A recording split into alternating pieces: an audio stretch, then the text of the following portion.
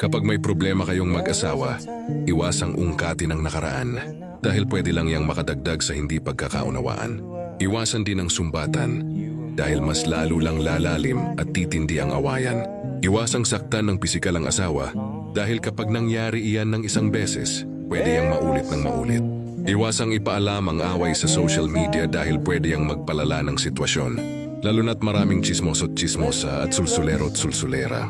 Iwasang magbitaw ng masasakit na salita hanggat kaya dahil ang masakit na salita ay hindi na mababawi pa.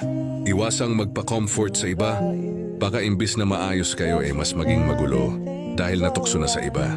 Normal sa mag-asawa ang humarap sa problema, pero kapag merong hindi pagkakaunawaan, mas mainam kung mag-focus lang sa problema at huwag nang ungkatin pa ang nakaraan. Kapag gusto talagang maayos ang problema, hindi na mahalaga kung sino ang mali o tama. Ang importante ay gumawa ng paraan at pag-usapan ng mga hindi pagkakaunawaan para sa mas maayos na samahan.